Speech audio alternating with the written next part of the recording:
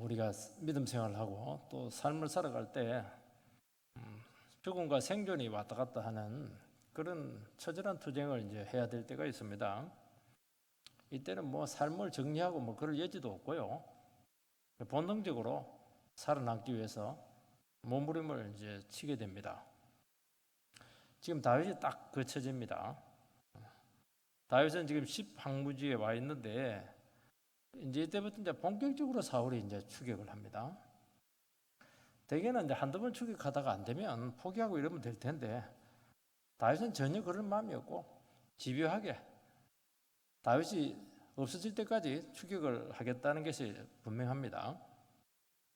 그러니까 얼마나 다윗이 궁식하겠습니까? 이제 외국으로 나갈 수도 없고 뭐 국내 도움 받을 수도 없고 높 제사장하고 관계 가지고 제사장을 죽일 정도니까 다윗을 도와줬다가는 뭐 끝나는 겁니다. 아무도 다윗을 도와줄 수가 없습니다. 얼마나 정말 시리에 빠지고 낙담에 빠졌겠습니까? 이때 하나님은 이제 요나단을 보내가지고 그를 힘있게 붙들어 줍니다. 지난번에 요나단하고 영원히 헤어졌는데 또 보내줬어요. 그러니까 만날 수 없는데 만나게 해준 겁니다. 이것은 하나님이 보내준 겁니다. 그리고 이제 10사람들은 일부러 다윗에게 찾아가서 밀고를 합니다. 그러니까 다윗이 있는 은신처를 가르쳐줬으니까 얼마나 참 치명타를 주었겠습니까? 이제 뭐 다윗은 도망갈 데도 없고 도관에 던지가 되었습니다. 근데 또 하나님은 어떻게 했느냐? 특별히 개입해서 극적으로 또 그를 구해 주었습니다. 우리는 이 순간순간들이 뭐 한두 줄로 기록됐을지 모르겠지만은 정말 혹독한 시련이었고 하나님께서는 그 다윗을 광야학교에 쳐넣어 가지고 정말 인간이 겪을 수 있는 정말 혹독한 훈련을 시키셨던 것입니다. 그리고 하나님은 머리털 하나 손상당하지 않도록 지키셔서 놀라운 은혜로 구원해 주었다 하는 그 내용이 오늘 본문 말씀의 전체적인 요약인 것입니다. 첫 번째는 요나단의 격려가 나옵니다. 고난도 길어지고 환난도 강해지고 이렇게 하면 인간은 지칩니다. 뭐 말씀도 듣기도 하고 성경도 읽기도 하고 기도도 하고 이렇게 하지만 이게 뭐 압박감을 견디지 못해요. 그래서 그냥 끝내고 싶습니다. 여기서 하나님 끝내겠습니다. 그런데 이제 하나님은 안 끝냅니다. 어떻게 안 끝냅니까? 위로자를 보내서 다시 일어서게 하고 걸어가게 합니다. 나는 끝났는데 하나님은 안 끝난 겁니다. 참 이게 놀라운 것이고 하나님의 도우심이 없으면 우리 믿음의 싸움을 살아갈 수가 없습니다. 16절을 보면 사울의 아들 요나단이 일어나 숲불에 들어가서 다윗에게 이르러 그에게 하나님을 힘있게 의지하게 하였는데 다윗이 가장 힘들 때 요나단이 찾아왔습니다. 지금 본격적으로 아버지가 추격을 할 때 요나단이 어떻게 찾아왔는지도 모르겠어요. 그러니까 이번에 찾아온 것은 굉장히 위험을 무릅쓰고 온 겁니다. 그리고 혼자 왔다고 봐야 돼요. 이거는 왜 요나단이 찾아왔겠습니까? 옛날에 그 우정이 그리워서 그게 아니고 하나님이 그를 보낸 겁니다. 이번에는 하나님이 보낸 게 분명해요. 다윗은 말씀 의지하고 지금 고난으로 겨우겨우 견디고 있습니다. 이제는 막 그만두고 싶어요. 참 이럴 때 우리도 인간이기 때문에 정말 사람의 위로가 필요할 때가 많습니다. 사람들이 잘 나갈 때는 사람들이 가까이 해요. 찾아오기도 하고 또 도와주기도 하고 또 다윗이 뭐 잘 나가고 이렇게 할 때 뭐 밥도 사주기도 하고 뭐 밥값도 많이 내주고 뭐 얼마나 참 다윗을 좋아했습니까? 그런데 다윗이 진짜 어려움에 빠지니까 아무도 다윗을 찾아오지 않아요. 이게 인간입니다. 이게 다 멀리하는 거예요. 다 외면하고 있는 겁니다. 그때 하나님께서는 누구를 보냅니까? 하나님께서는 생각지도 못한 사람을 보내어서 위로받게 합니다. 다윗은 요나단이 올 것은 꿈에도 생각하지 못했어요. 왜냐하면 이제 영원히 헤어졌거든요. 끝난 거거든요. 이제는 뭐 같이 갈 수도 없어요. 그런데 하나님은 그를 가장 잘 이해하는, 도무지 올 수가 없는데 그 왕자가 그 황무지까지 오면 어떻게 되겠어요? 그 목숨 내놓고 오는 겁니다. 그거 아버지한테 밝혀지면, 그전에는 뭐 여지가 있었지만 이번에 밝혀지면 요나단도 온전하지 못해요. 그래도 하나님은 그게 가장 필요한 요나단을 보내겠다는 것입니다. 역시 하나님이 보낸 위로자는 달라요. 하나님이 보낸 위로자는 인간적으로 위로하지 않습니다. 인간적으로 같이 울고 불고 뭐 신세한탄하고 그렇게 하잖아요. 딱 신앙적으로 하나님을 바라보게 한다는 것입니다. 여기 보면 하나님을 힘있게 의지하겠다 그렇게 했습니다. 얼마나 다윗이 낙심했으면 막 그냥 우리 조난 당했을 때 어떻게 합니까? 조난 당했을 때 계속 졸려요. 조난 당해서 왜 죽냐면은 졸려가지고 체온이 떨어져 죽는 겁니다. 그래서 어떻게 해야 되냐? 앉아야 돼. 막 꼬집고 이렇게 가지고 막 계속 그냥 잠자면 끝나는 거예요. 잠자지 마라, 침체하지 마라, 힘을 내라. 힘이 교제했다는 건 큰 소리 짓다는 게 아니고 영적으로 자지 마라, 깨어나라, 무너지지 마라. 막 계속 그게 했다는 거예요. 물론 상황은 전혀 좋아지지 않았습니다. 이게 얼마나 중요한지 모릅니다. 우리 다 그만두고 싶거든요. 포기하고 싶고 길이 없거든요. 근데 하나님께서는 생각지도 못한 위로자를 보내가지고 이 사람 와가지고 딴소리 안 합니다. 뭐 과거 이야기도 안 하고 신세 한탄도 안 하고 너 왜 이렇게 되었냐 이렇게도 하지도 않고 너 중요하다 이래 살아 졸지 마라 낙심하지 마라 그렇게 한 겁니다. 17절 말씀을 보면 요나단이 그에게 이르기를 두려워 말라. 내 아버지 사울의 손이 내게 미치지 못할 것이요 너는 이스라엘의 왕이 되고 나는 내 다음이 될 것을 내 아버지 사울도 안다 하니라. 딱 듣고 싶은 얘기를 해줍니다. 뭐 해줍니까?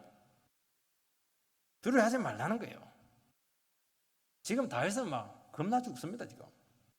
그리고 사울로부터 너를 끝까지 지켜준다. 지금 이게 문제거든요. 사울에게 망할 것 같습니다. 안심되는 말을 해주는 겁니다. 어떤 사람들은 와가지고 막 부해를 막 질러놓고 가고 이렇게 하는데 두 분 죽이는데 딱 듣고 싶은 말을 딱 해준다는 겁니다. 너는 이스라엘 왕이 될 것을 내가 하는 게 아니고 우리 아버지 사울이 한다는 겁니다. 이게 얼마나 듣고 싶은 말이에요. 왜 요나단이 이 말까지 해줬느냐 하면 사울이 아마 요나단 앞에서 넋두리를 많이 한 것 같아요. 네가 차기 왕이 돼야 되는데 저 다윗이 될 것 같다.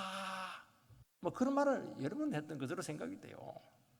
그걸 그대로 다윗에게 전해주는 것입니다. 적어도 너는 사울로부터는 망하지 않는다. 지금 다윗은 이 모든 것들이 문제였어요. 왕이 되는 것도 그렇고 사울도 겁나고 이러다가 망할 것 같고 근데 그것만 딱딱 찍어갖고 이야기를 해줘요. 누가 그렇게 얘기를 해준 겁니까? 하나님이 보내서 하나님이 대신해서 다윗에게 그 얘기를 해주는 겁니다. 기가 막힌 말을 해요. 기가 막힌 말.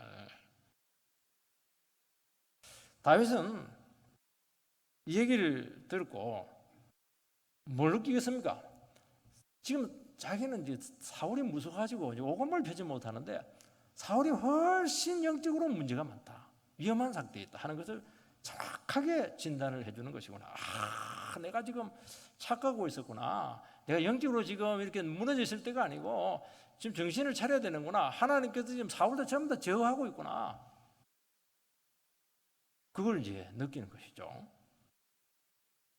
그러니까 요나단의 위로의 요지는 뭐냐? 너 굉장히 중요하다는 거예요. 너는 왕이 될 것이고 그 왕이 되는 길 아무도 막을 수가 없고 하나님께서 너를 철저하게 인도한다는 것이고 적어도 사울에게는 망하지 않는다. 얼마나 듣고 싶은 말입니까? 그리고 너는 지금 어느 누구도 갈 수 없는 너만이 갈 수 있는 특별한 하나님의 계획 속에 있다. 그 얘기를 하는 것입니다. 어떤 분들은 실컷 찾아와가지고 막 힘 빠지는 얘기를 많이 합니다. 이제 그만두세요. 이제 당신은 여기까지인 것 같아요. 다른 길을 찾아보세요. 보세요. 사람이 객관적이 돼야 되지. 살 길을 이제부터라도 늦지 않았으니까 찾으세요. 무리하지 마세요. 이제는 쉴 때가 되었어요. 나이도 얼마나 됐습니까? 천국 가면 뭐 천남을 쓸 텐데. 물론 뭐 위로해 주기 위해서 하는 말이지만 전혀 마음에 와닿지가 않아요. 이 인간적인 권면이라서 그렇게 하는 것입니다. 자기 입장에서 이야기하는 거예요. 자기 신앙 수준에서 그냥 이야기하는 것입니다. 당신의 그 입장은 이해가 되고 당신이 그 참 사랑하는 마음으로 하는 것은 이해가 되지만은 전혀 나에게는 도움이 되지 않습니다.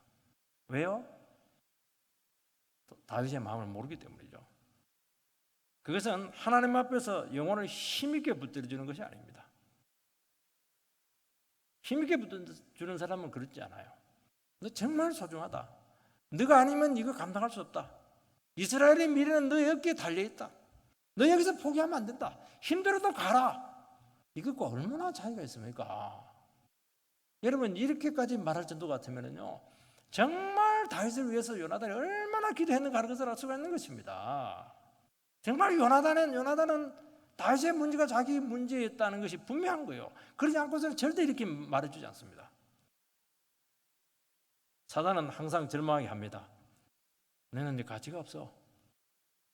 내 하나만 사라져주면 문제 다 끝나.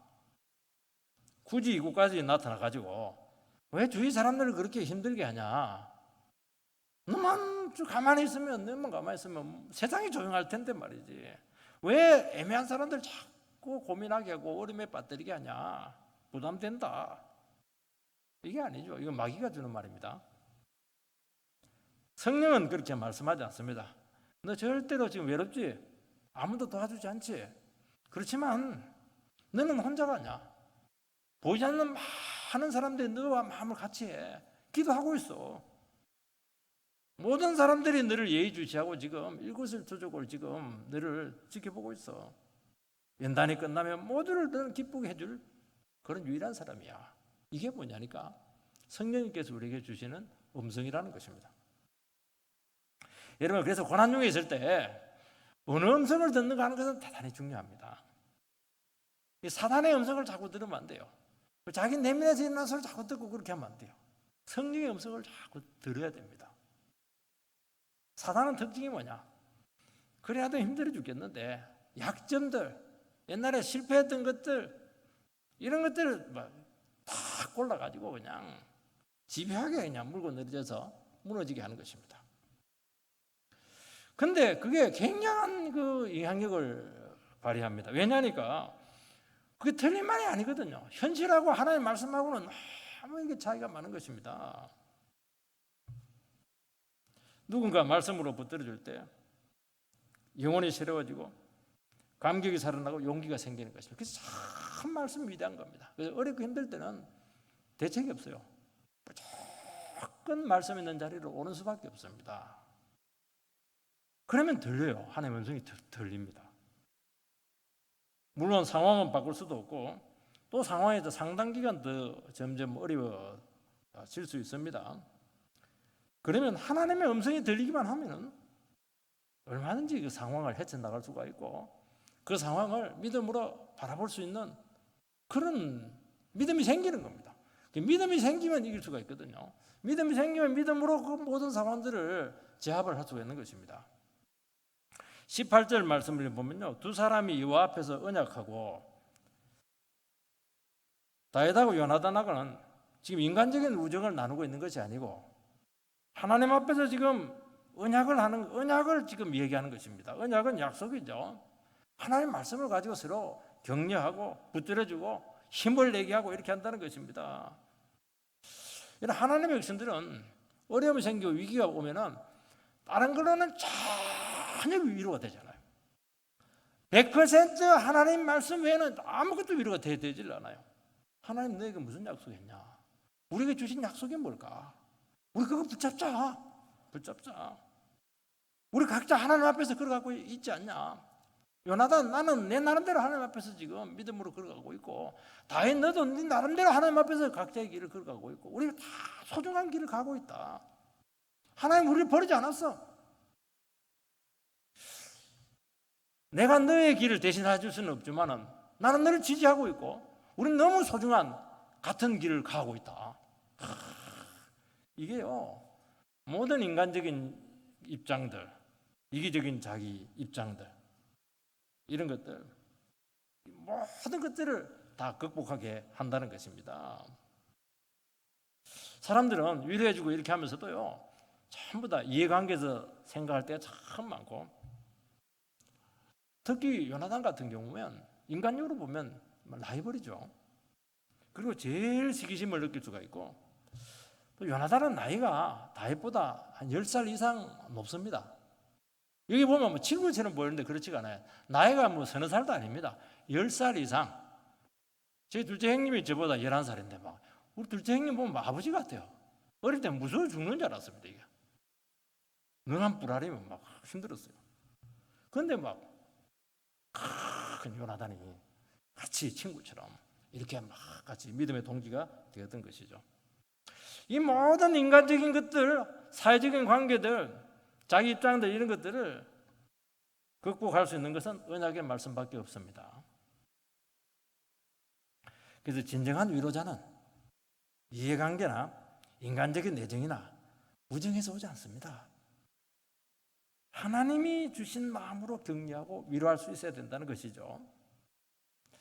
여러분, 세상은 그렇지가 않아요. 이해관계가 있으면 상대의 불행은 나의 행복이 될 때가 참 많습니다. 당신의 행복은 나의 불행이 된다는 것이죠.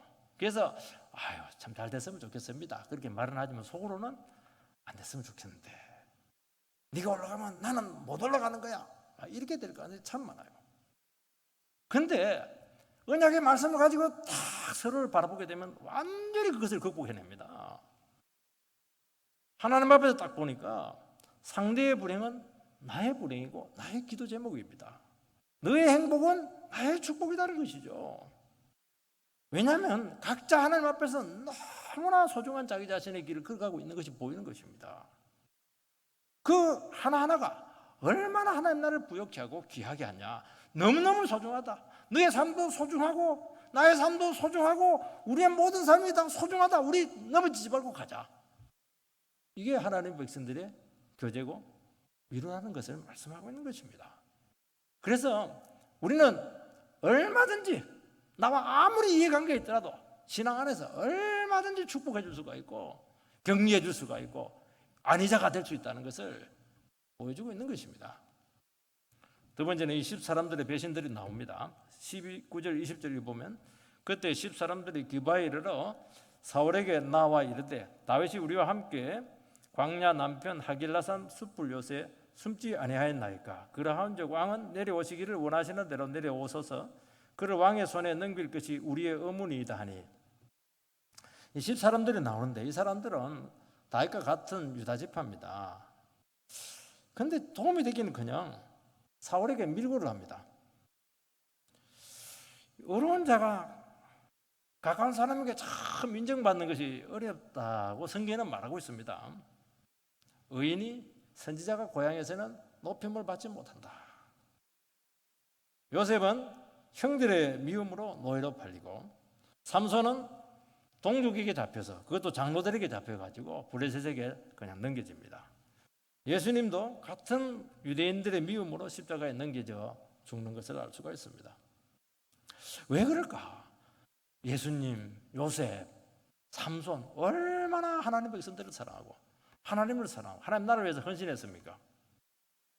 그런데 위기의 상황이 오고 어려움 오고 이렇게 하면 이 사람들이 희생양이 되는 거예요. 이게 왜 그런 일이 생깁니까? 왜냐하면 어려운 자의 존재가 그들을 대단히 불편하게 만들기 때문인 것입니다. 다윗은 10사람들에게 와가지고 약탈을 한다든지 뭐 불편을 주지 않고 먹을 건 내놔라. 협력도 요구하지 않았어요. 왜냐하니까 그렇게 했다가는 큰일 나거든요. 그런데 쫓기는 다윗이 자기 주위에 있는 것이 그들은 전혀 득될 것이 없다고 생각을 한 것입니다. 그들은 을을 위해서 손해를 조금도 보리고 하지 않았습니다. 자기들끼리 있을 때는 몰랐어요. 자기들끼리 있을 때는 잘 먹고 잘 살고 행복하게 살고 이렇게 했는데 다윗이 그 자기 동네에 온 겁니다. 그 주위에 뭐 동네 들어온 것도 아니고 그냥 언저리에 들어오면 안 되거든요. 위험하거든요. 그런데 그때부터 이상하게 마음에 기에 불편한 겁니다. 다윗은 손을 전혀 벌리지 않았습니다. 자칫 사울왕이 오해하면 위험에 빠질 수 있다는 것을 누구보다도 다윗이 잘 알고 있습니다. 이게 사람들의 마음의 문제였던 것이죠. 다윗의 존재를 보면서 다윗은 누굽니까? 을을 위해서 고난받는 사람이거든요. 하나님의 말씀 때문에 완전히 망한 사람들이거든요. 그러니까 자기 속에 있는 본 모습이 막 다 드러나는 것입니다. 그들은 어려운 자와 함께 고난을 전혀 받고 싶은 마음이 없었습니다. 중립적인 자세를 취하면 되지 않겠는가? 여러분, 하나님 나라에서 의에 대해서는 중립이 존재하지 않습니다. 사울이 지금 다윗을 죽이려고 하는데 한쪽 편에 붙어야 돼요. 하나님 나라는 그런 나라입니다. 막 안 돼요. 중립은 안 됩니다. 마귀 편에 붙든지 예수 편에 붙든지 둘 중에 하나 요구를 한다는 것이죠. 참 그러니까 의로운 자의 이런 삶 존재라고 하는 것은 정말 우리가 믿음으로 서지 않고 자기가 안에 온갖 본 모습들이 다 드러나게 하기 때문에 진짜 하나님을 사랑하고 그 영혼을 위해서 기도하지 않으면 반대편에 있다고 봐야 된다는 것이죠. 그를 왕의 손에 넘길 것이 우리의 의무입니다. 10사람들은 모든 문제의 원인을 다윗에게 있고 다윗만 사라져 준다면 다 될 것이다. 그렇게 판단을 내렸던 것이죠. 이게 진단이 잘못된 것입니다. 이게 불신앙적인 진단이거든요. 문제의 근원은 사울의 교만이었습니다. 하나님을 두려워하지 않는 악한 통치자는 항상 시험이 되어 왔어. 정직하지 않거나 아부하는 사람들은 이 권력자의 주위에 기회주의자들은 반드시 몰려들게 되어 있습니다. 하나님께서는 한 번씩 악한 통치자들을 그냥 내두세요. 히틀러 같은 사람 세워가지고 독일 교회가 얼마나 썩었는가. 한 90% 이상은 전부 다 히틀러를 메시아로 다 인정을 했어요. 딱 한 5%, 10% 정도 고백교회. 우리는 그래도 예수를 왕으로 고백한다. 그러니까 딱 어려움이 생기면 어떻게 되냐?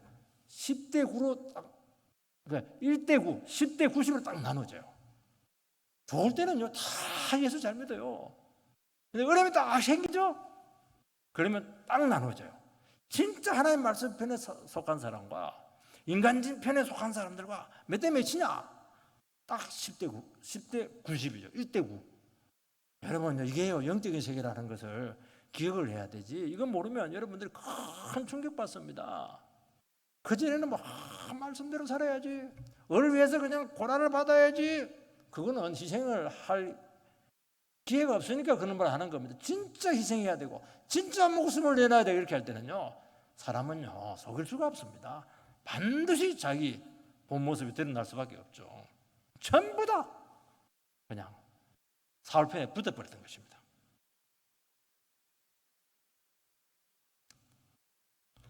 신앙 양심을 붙들고 의의 편에 서려고 하면 주님은 어떻게 합니까?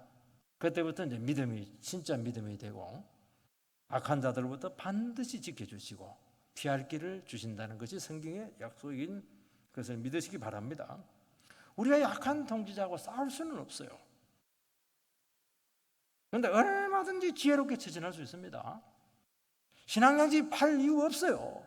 신앙양심 지키면서도 얼마든지 하나님 뜻대로 살 수가 있습니다. 믿음이 없으니까 계속 인간적인 판단을 내리는 것입니다. 그럴수록 그냥 기도하면서 주의 뜻을 이 사람들이 막 그냥 밝히고 해결할 거 해결하고 이렇게 나가야 되는데 그렇게 하지 못했던 것이죠. 여러분, 어떻게 보면 요나단이 제일 위험한 사람이었습니다. 요나단은 사울의 아들인데 지금 완전히 지금 적인데 그 혼자 그 먼 길을 찾아온 것입니다. 그거 그렇게 하면서도 다윗을 도와주고 위로해 주면서도 또 현재적인 그 구조 안에서 지혜롭게 처신할 수가 있는 겁니다. 그런데 어떻게 하냐니까 어렵다고 생기면은 전혀 손해를 보지 않으려고 하기 때문에 위험을 전혀 무릅쓰려고 하지 않기 때문에 자꾸 이기적인 생각 때문에 미래 지레짐작으로 불의의 편에 딱 서게 되는데 그건 뭐냐? 그게 너의 소속이라는 거예요. 그게 너의 본 모습이고 하나님 나라에서 오명으로 반드시 남게 된다는 것입니다. 빌라도 총독은 예수님 딱 보면 알거든요. 이스라엘 백성들 반역죄로 예수님을 기소했지만은 반역자는 정치가서 딱 보면 이 사람은 반역할 뿐이 아니죠. 무죄라는 것을 알았죠. 근데 정치적인 계산 때문에 그냥 넘겨줍니다. 파워 게임에서 밀린 것이죠. 그러니까 지금도 빌라도에게 고난을 받으시고 불의의 대명사로 빌라도는 정말 지옥에 가서도 힘들 것 같아요. 주일마다 그냥 사도신경을 외우니까 얼마나 괴롭겠습니까 이거. 사울은 십사람들의 밀고에 너무나 고무되었죠. 21절을 보면 사울이 이르되 너희가 나를 긍휼히 이겼으니 여호와께 복받기를 원하노라. 사울은 스스로 불쌍한 사람이라고 여겼습니다. 나는 가련한 사람이야. 나는 동정의 대상이야. 여러분 악한 자가 쉽게 자기 연민에 빠진다는 것을 기억하시기 바랍니다. 악한 자는 큰 소리만 치는 게 아니에요. 혼자 있을 때는요 얼마나 외로운지 몰라요. 왜냐니까 사람들이 멀리하거든요. 자식들도 가까이 안 해요. 딸도 가까이 안 해요. 혼자입니다. 그러니까 외로운 겁니다. 내처럼 불행하고 내처럼 외롭고 나처럼 불쌍하고 내처럼 이해받지 못하는 사람 없다. 이게 뭐냐니까 악한 자들의 넋두리입니다. 여러분 시기심이 있고 악한 마음을 버리지 않고 회개하지 않고 상황이나 상대방을 탓하면서 자기를 자하고 피해자 코스프레를 만듭니다. 그 상황만 뭐 그렇게 하는 겁니다. 하나님 앞에서 자기 자신의 모습을 못 보면 전부 다 이런 오류를 다 범하게 돼요. 하나님 앞에 딱 보면 나오거든요. 내가 잘못이구나. 내가 하나님 앞에 지금 반역하고 있구나. 하나님이 저걸 대적하고 있구나. 이렇게 나오는데 하나님 앞에 안 서고 자꾸 인간적인 생각을 하니까 자기가 억울한 거예요. 자기가 다윗에게 잘해준 것만 생각이 나고 다윗처럼 나를 힘들게 한 것만 자꾸 그건 다 잊어버리고 힘들게 한 것만 생각이 나고 말이죠. 자식 새끼도 그냥 믿을 사람 뭐 딸도 그냥 내 새끼 아닌 것 같고 전부 다 그냥 마음에 드는 게 없습니다. 왜 그래요?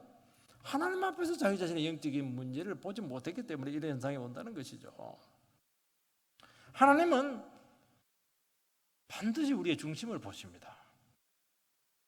그리고 그 중심을 보시고 인정할 자는 인정을 하고 버릴 자는 버리시고 징계할 자는 징계합니다. 그건 막 틀림없습니다. 그런데 문제는 뭐냐니까 자기가 아무리 하나님을 외면해도 양심은 알아. 하나님 나를 싫어하는구나. 사람들이 나를 싫어하네. 하나님 내 인생을 거부하고 있구나. 내 인생을 안 되게 하는구나. 본능적으로 알아요. 그리고 자신감을 자꾸 잃게 되고 그럼 악만 바치게 되고 분노는 더 생기게 되고 연민은 더 빠지게 되고 자신감은 없는 것이죠. 여러분 신앙생활은 사람의 인정이 아닙니다. 하나님의 인정을 받지 못할 때 사람은 반드시 타인의 동정에 기댈 수밖에 없습니다. 그만큼 내면이 불안하다는 증거죠. 여러분 천만인이 나를 향해서 돌을 던질지라도 나는 여호와를 의지해서 잠자리라. 얼마나 위대한 말씀입니까? 잠자면 안 되죠. 지금 전부 다 나를 죽이려고 지금 천만이 모여가지고 지금 모의를 하고 있는데 어떻게 잠이 옵니까? 그래도 나는 잠을 자리라. 참 이런 믿음도 참 대단한 믿음이죠. 왜요? 하나님이 내 편이고 하나님이 내 중심을 아시고 나를 지키시고 보호하신다는 것을 알거든요. 불안하지 않는 겁니다. 천만인들이 모여가 아무리 회의해 보세요. 잠도 못 자요, 이 사람들. 왜냐니까 내 삶이 어떻게 될지 이게 막 어떻게 될지 불안해가지고 막 쉽게 흔들린다는 것입니다. 사울은 하나님의 이름을 거론하면서 막 그들을 축복합니다. 뭐라고 축복을 합니까? 너희들이 여호와의 복받을 자다 이렇게 합니다. 여러분 아무리 큰 소리로 왕이 복 준다 이렇게 한다고 해서 복이 오는 게 아닙니다. 악한 자가 주는 복을 받으면 됩니까 안 됩니까? 악한 자가 주는 복과는 큰일 납니다. 그 악한 자 망할 때 같이 망하게 된다는 것이죠. 여러분, 잘한 짓이 아닌데 복을 주는 것은 그 유혹입니다. 불의한 정치자가 막 애끼고 막 사랑하고 말이지, 그렇게 하는 거는 그거는 이용가치가 있어서 그렇게 하는 것입니다. 반드시 같이 망합니다. 그거는 멀리해야죠. 여러분, 하나님은 반드시 복을 내릴 자에게 복을 주신다는 것입니다. 하나님 말씀대로 살고 어렵게 살아갈 때 좀 고생이 되고 힘들지라도 때가 되면 반드시 기억하시고 복을 주신다는 것이 성경의 일관적인 신학인 것입니다. 그래서 우리는 현실의 유익을 위해서 진리를 포기하면 하나님은 어떻게 하냐? 주신 복도 다 거두어 가신다는 것을 여러분들은 꼭 기억을 해야 된다는 것입니다. 그래서 양심을 팔지 말라는 것이고 거짓을 행하지 말라는 것이고 하나님 앞에서 자기 자신을 자꾸 봐야 돼요. 그렇게 하지 않으면 반드시 연민에 빠지게 돼 있고 낙심에 빠지게 돼 있고 상황을 그르치게 되는 겁니다. 가까이 할 자를 멀리하게 돼 있고 멀리해야 될 사람을 가까이 하나 가지고 망하는 겁니다. 22절 23절 말씀을 보면 어떤 사람이 내게 말하기를 그는 심히 지혜롭게 행동한다 하나니 너희는 가서 더 자세히 살펴서 그가 어디에 숨었으며 누가 거기서 그를 보았는지 알아보고 그가 숨어있는 모든 것을 정탐하고 실상을 내게 보고하라. 내가 너희와 함께 가리니 그가 이 땅에 있으면 유다 몇천 명 중에서라도 그를 찾아내리라 하니라. 집 사람들은 자기 마을이니까 다윗이 숨어있는 곳을 손바닥처럼 지금 다 알고 있습니다. 사울은 집 사람들이 딱 보고를 했을 때 그 보고를 기뻐하면서도 만족하지 않았습니다. 더 자세히 살펴라. 더 자세히 알아봐라. 더 자세히 정탐해서 나에게 보고하라고 그렇게 합니다. 사울은 굉장히 치밀한 작전을 짜고 있고 더 정보를 모으고 있습니다. 이번에는 작심하고 다윗을 일망타진하겠다. 그 전에 걸야성에 들어갔을 때 실패했거든요. 지금까지 다윗은 아무리 쫓기고 이렇게 했을지라도 백성들에게 모의 동조가 있었기 때문에 견딜 수가 있었습니다. 근데 처음으로 다윗을 아예 대놓고 그냥 배신을 하고 악한 자와 결탁을 해서 다윗을 죽이러 나왔을 때 이 충격이라고 하는 것은 너무너무 치명적이었다는 것을 알 수가 있습니다. 그가 이 땅에 있으면 유다 몇천 명 중에서라도 그를 찾아내리라. 이게 어떻게 정상적인 말입니까? 이게 한이 서려가지고 간담이 서러란 말입니다. 네가 어디 숨어 있자도 지구 끝까지 가서 내가 너를 찾아내고야 말리라. 이게 이제 악한 자들이 가지고 있는 그 분노의 서린 말이죠. 여러분, 다윗은 사울에게 한이 맺히게 한 게 없어요. 잘 도와줬습니다. 다윗이 사울 때문에 한이 맺혀야 정상이죠.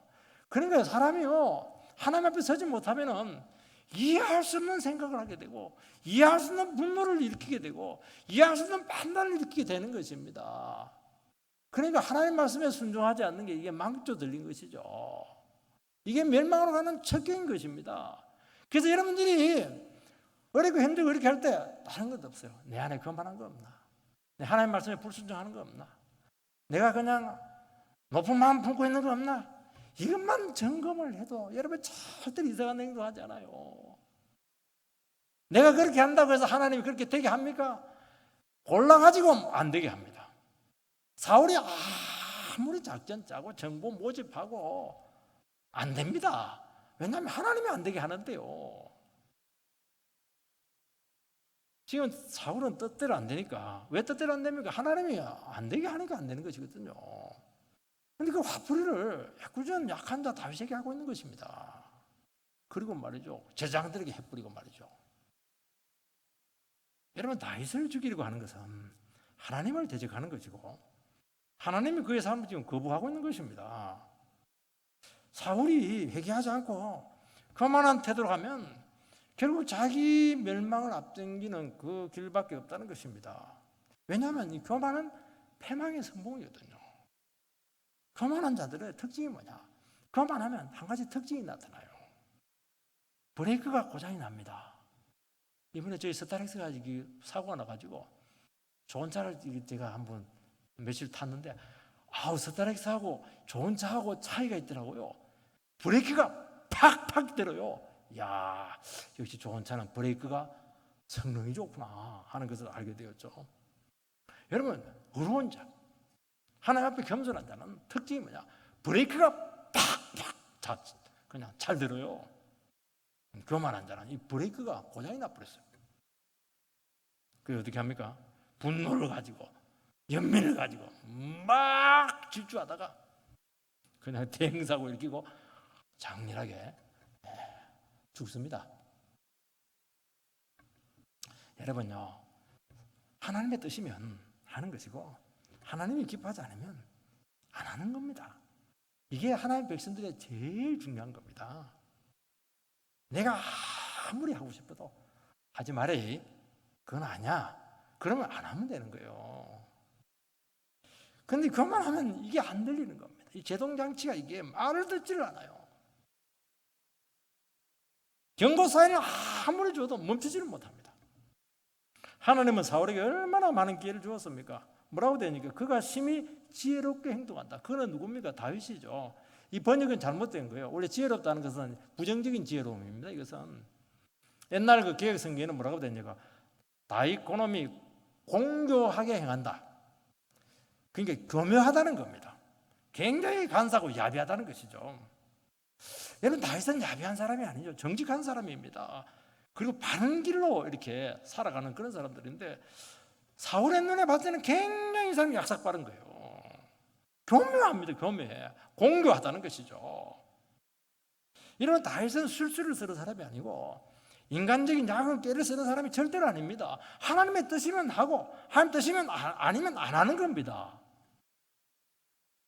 여러분, 여기서 결정적인 차이가 있습니다. 하나님의 인도를 받는 사람하고 하나님을 거역하면서 살아가는 사람들은 여기서 결정적인 차이가 나오는 것입니다.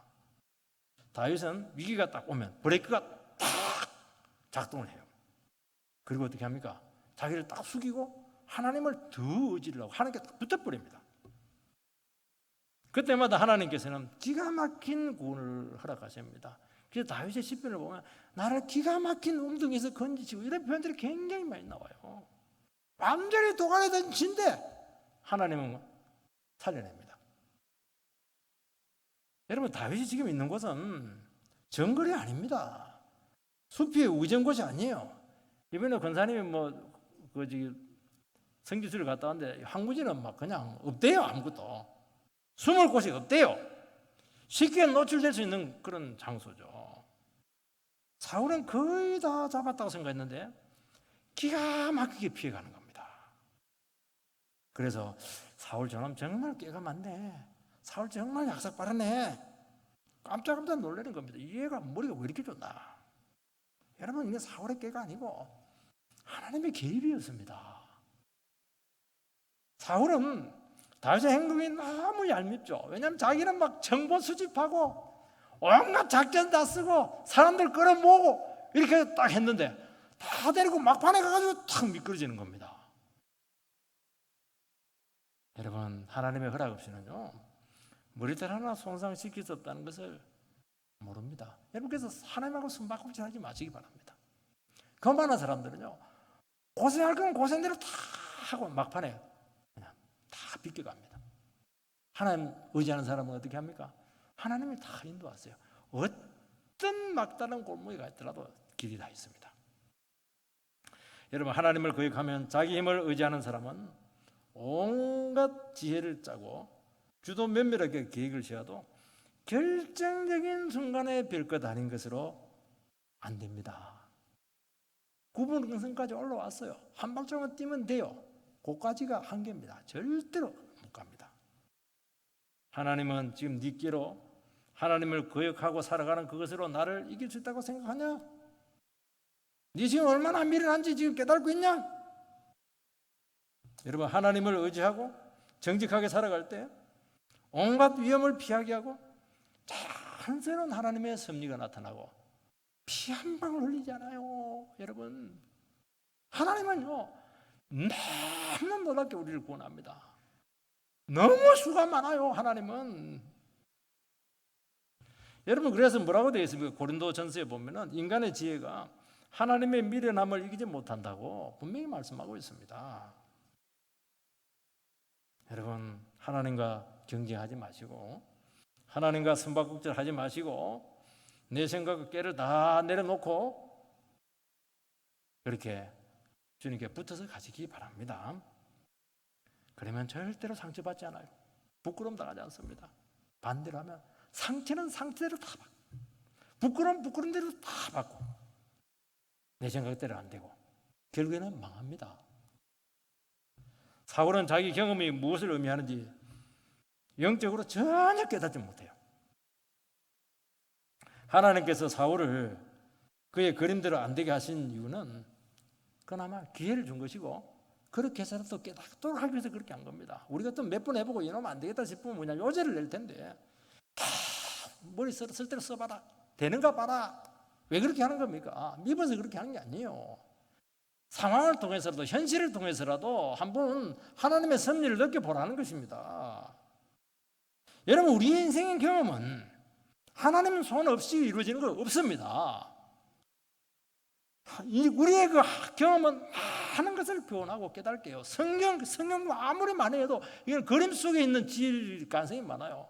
그런데 정말 내 인생 가운데서 삶 가운데서 경험했던 것은요 선명한 하나님의 섭리의 자국입니다. 경험은 정직해요. 경험은 무엇이 옳고 그런지 우리의 뼈에다 딱 새겨 놓는 것입니다. 경험은 우리를 속이지 않습니다. 나는 이렇게 되면 안 되는데 그러지 않아요. 파고들면요 하나님 앞에 교만한 게 반드시 나온다니까요. 사울이 생각처럼 일이 안 되고 될 듯 하면서 결정적인 순간에 미끄러지게 되었을 때 어떻게 해야 됩니까? 자기 자신의 삶과 자세를 깊이 묵상을 해서 그 원인을 찾아라는 것이죠.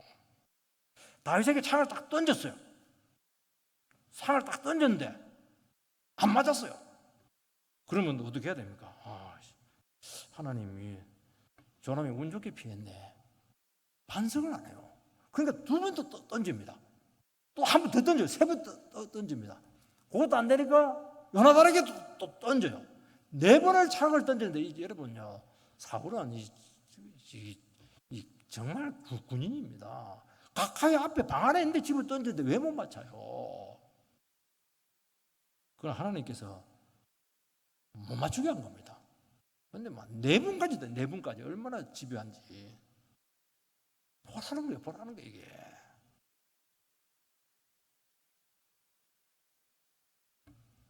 다윗이 막 집에 피해가지고 막 그냥 했을 때 다윗이 사울이 뭐 잡으러 보냈는데 자기 딸 미갈을 창문으로 막 도망가게 합니다. 그리고 쏘개버리고 말이죠.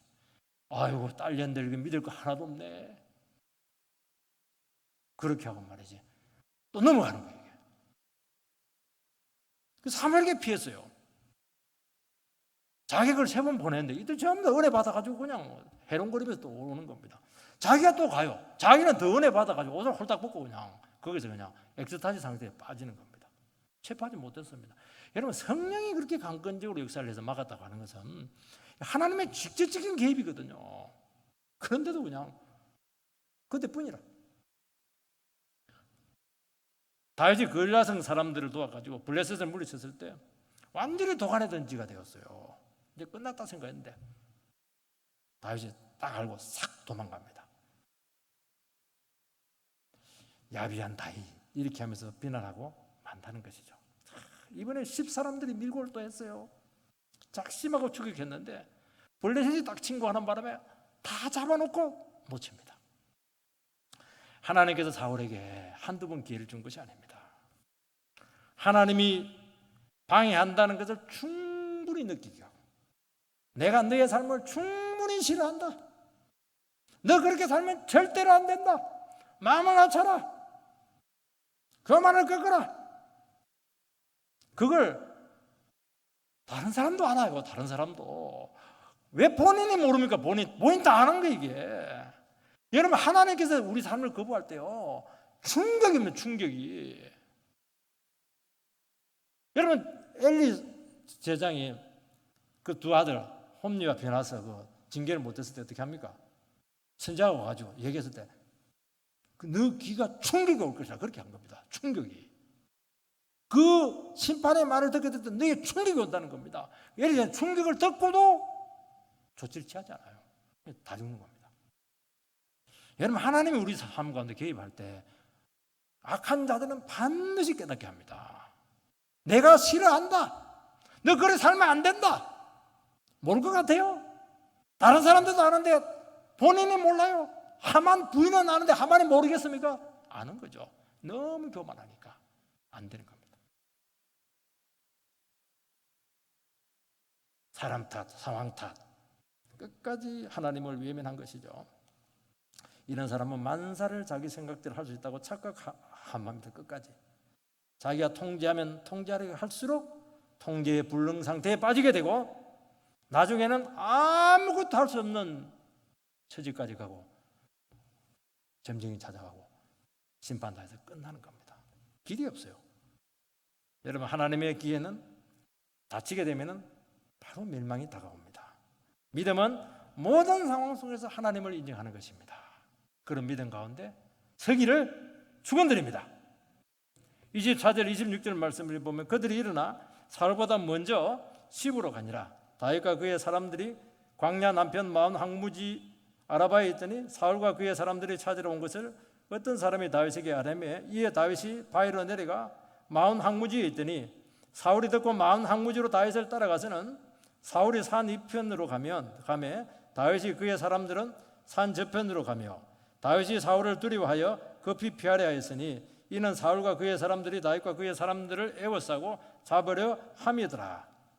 지금 추격전이 굉장합니다. 지금 항무지에서 그냥 막 옮겨다 바위에서 올라갔다 내려갔다 작심하고 지금 포위망을 지금 아슬아슬한 추격전이 지금 진행되고 있습니다. 도간에 든 쥐가 되었죠. 아무 생각이 안 나요. 본능적으로 피하는 것입니다. 오직 생존을 위한 몸부림이죠. 정신이 하나도 없어요. 지금 놀라운 사실이 일어났습니다. 갑자기 다 잡히기 일보 직전인데요.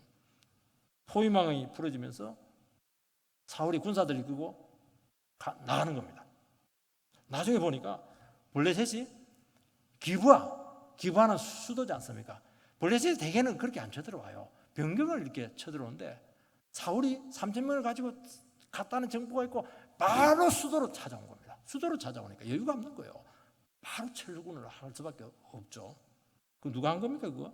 하나님이 하신 겁니다. 결정적인 순간에 지켜준다는 것이죠. 하나님께서는 극단적인 위기 가운데 몰아넣으신 이유는 다윗을 연단하기 위해서입니다. 그의 그 직과 재성을 완전히 뽑아내도록 하기 위해서. 여러분, 우리의 죄는요 뿌리가 너무 깊습니다. 대충 해서는 깨닫지도 못하고 뽑히지도 않아요. 어떻게 합니까? 뼈가 으스러질 정도로 그렇게 돼가지고 짐승 같은 소리가 막 나고 저 이번에 뭐 엉덩이 아파 죽는 줄 알았어요.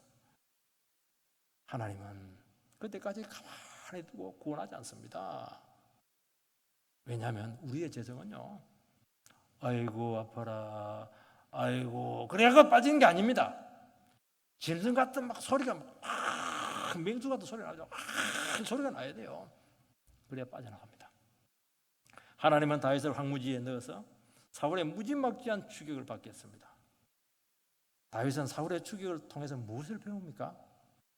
내 안에 사울이 있다는 것을 배우는 겁니다.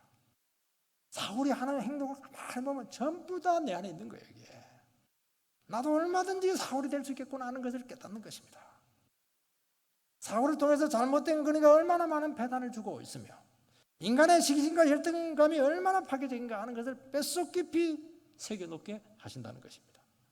기름 부은 자가 하나님께 순종하지 않고 불순종하고 야망을 가지게 될 때 이스라엘을 얼마나 찢어놓게 되는가 하는 것을 절절히 깨닫게 하신다는 것입니다. 다윗은 사울을 상대하고 있지만 실제로는 자기 안에 있는 사울과 처절하게 지금 싸우고 있는 겁니다.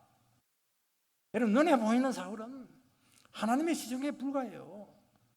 하나님은 광야에서 무자비한 수술을 단행을 해서 네가 왕이 되었을 때 절대로 사울처럼은 되지 마라. 미리 백신 주사를 지금 놓고 있는 것입니다. 그가 지금까지 뭐 고사하고 말이지 이스라엘의 영웅이고 말이지 이상적인 신앙을 가지고 있고 속지 말라는 거예요. 네가 아직 급한 꼴을 못 봐서 그렇다는 것입니다. 인간을 믿었고 자기 생각을 믿었죠. 철저하게 깨뜨려서 정말 겸손한 목자로 주님은 그를 만들고 있는 것입니다. 셀라 하마느고 분리의 바위. 여러분 아무리 약한 자가 우리를 건드리려 해도 분리의 바위, 넘어올 수 없는 분리선이 있다. 그거는 절대로 안 된다. 아무리 사탄이 욥을 죽이려고 해도 몸에는 손대지 마라. 그런 은혜가 있게 되기를 주의 이름으로 축원드립니다.